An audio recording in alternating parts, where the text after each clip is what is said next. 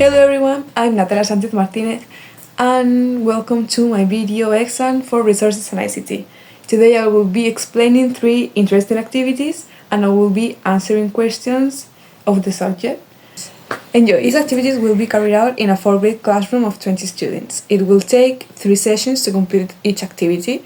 Students will be divided in groups of 4 people, so there will be 5 groups. They will have to know how to manage a telephone and a computer, but in the case that no students in the group know how to handle any of this, the teacher will help if necessary. The curriculum goals based on the void that these activities have as an objective are knowledge and use of basic skills, development of skills in communication in Spanish, and information technology. Development of social and emotional skills. Students are expected to learn to work in teams, solve their problems faithfully, and learn to express their emotions appropriately. Encouragement of creativity and critical thinking seeks to develop creativity and critical thinking to solve problems and make decisions. Fostering curiosity and exploration, learning through discovery and experimentation. Promoting digital and technological literacy, preparing students for a more digital world where they have to understand how to use technology in an efficient and safety way. I asked the AI tool ChatGPT what activity should I do with the previous information, and it gave me the following activities. The question I asked was, I want to do an activity about the solar system with students of primary school with these details. What should I do? And I copied and pasted the information that I previously said about the class and the curriculum goals. Here you can see that it gave me different activities while explaining it, but I will summarize the main activities the AI suggested me that were 3. The first one was, divide the students into groups and ask them to research planets and celestial bodies. The second one was, with the information they have, create a presentation or poster with the key facts and present it to the class.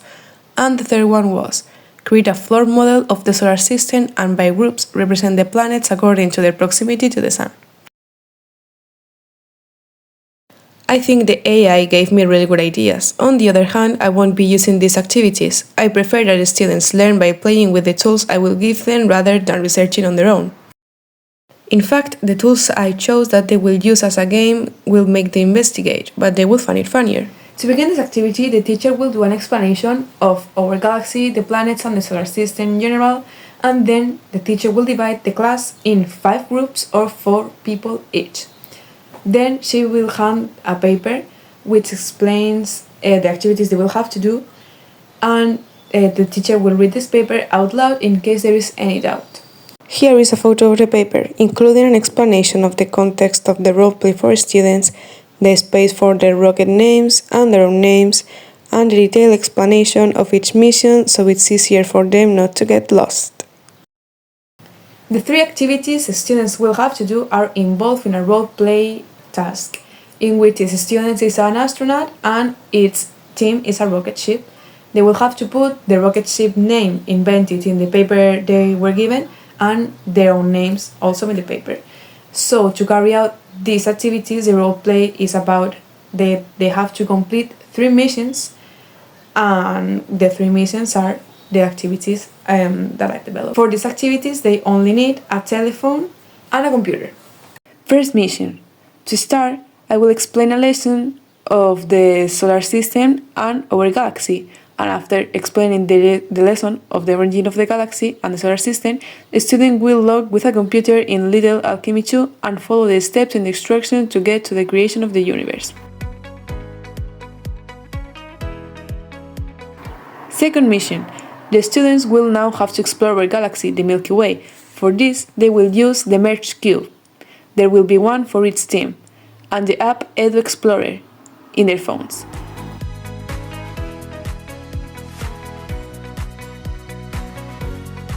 Once they follow the steps explained, they will explore the solar system and complete the missions by writing, in order of proximity to the Sun, the names of the planets. I included Pluto because it's in the Merge Cube.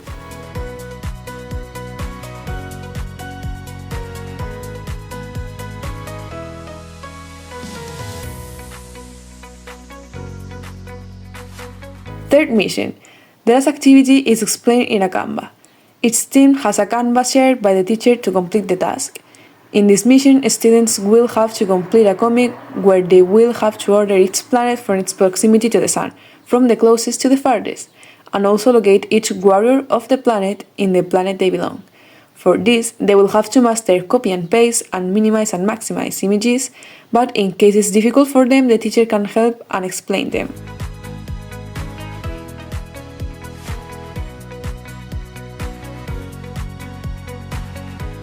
This is the final result of the comic completed. As you can see, each planet is located where it belongs in order of proximity to the Sun, starting from Mercury and ending with Pluto, and each warrior of the planet is also located in their planet. Following this, the speech bubbles are also completed with the names of the planets. What is the added value of incorporating digital tools into the project? Communication and collaboration. For using and sharing the tools given, students learn how to collaborate and communicate with the other. Innovation and creativity. As these tools are something new for them, it will wake up their interest to discover new things about how to use them in a different way than given, waking also up their imagination and creativity. Gaining technological knowledge. Especially with the last activity, students are gaining knowledge on how to be resolutive and faster with the computer tools. These activities will be assessed according to the following rubric, taking into account 5 aspects: completion of tasks, understanding of content, technological skills, role-playing and teamwork, and participation.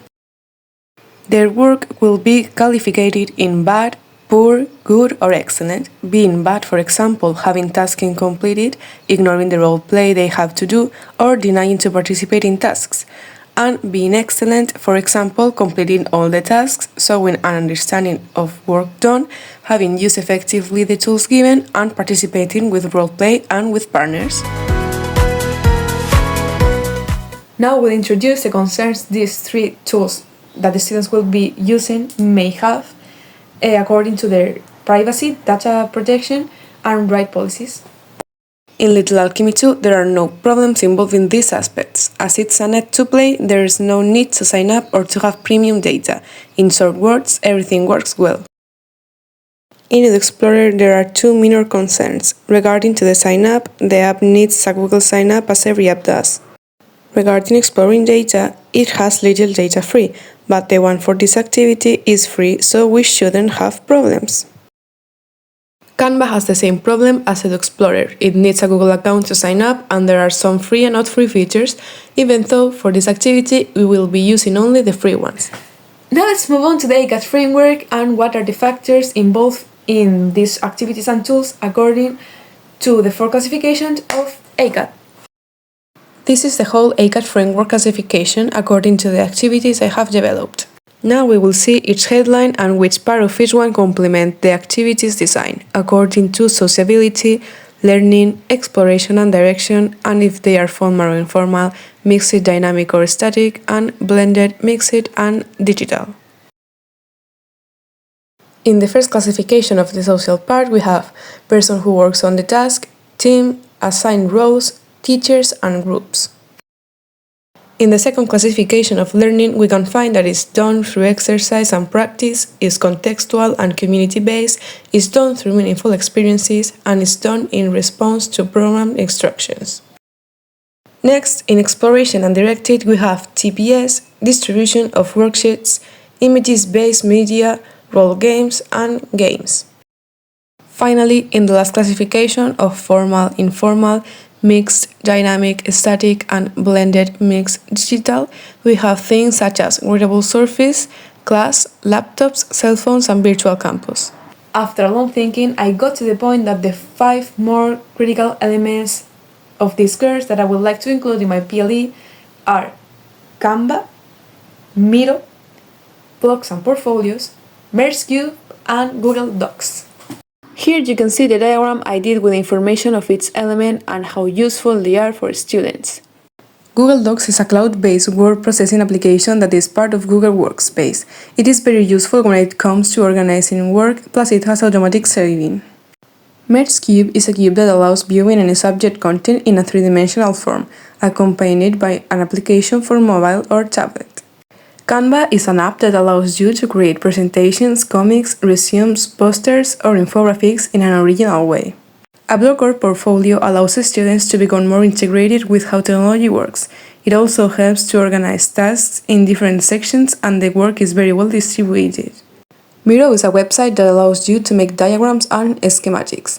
It's useful for summarizing and organizing content. After thinking of the importance of each area of DigiCompare for learning, I've decided that the three most important areas are professional engagement. Educators' digital competence means they can use technology to enhance teaching, communicate with others, support their own learning, and foster innovation in their workplace and the broader education field.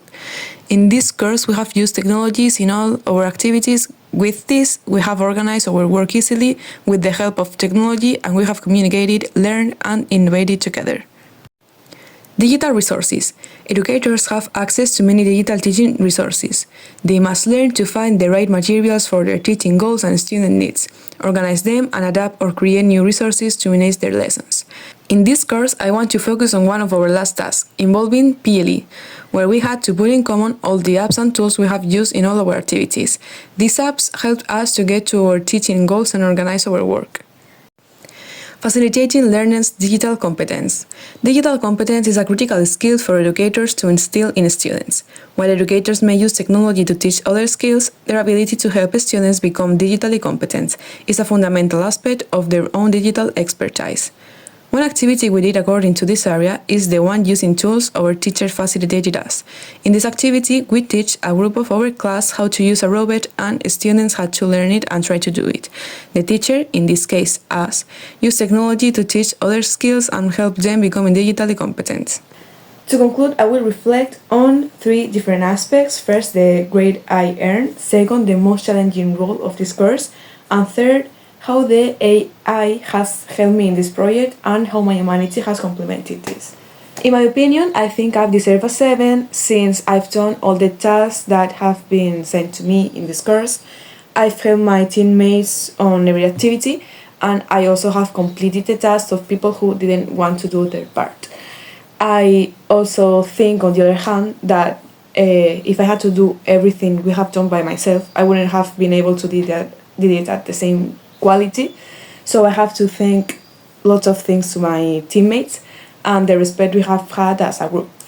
According to the second aspect, for me the most challenging role has been the facilitator one, because I'm a person who thinks her point of view it's not the correct one, so I have lack of auto-determination when it comes to tell someone what to do. So having to tell every teammate how we should do the activity and what could every person do seems like I couldn't lead on that. So I felt a little stress on that and that I lack of telling people what to do, but I think I carried out well. According to last aspect, I'm proud to say that the 3 activities were my own idea and I didn't use any AI to ask for them. And what I really used the AI ChatGPT for was to ask things once the activity were thought, as for example, how to get to universe in Little Alchemy 2 in a short way, and what aspect should a teacher evaluate on the activities for the rubric. But I also use myself, like my thoughts and everything, for asking my classmates what should we do. We resolve questions with each other of the activities instead of looking for them. So I think that putting things in common is more human than certain things that could be wrong. Lastly, these are the references of the photos I've used with this project. I hope you enjoyed it. Goodbye!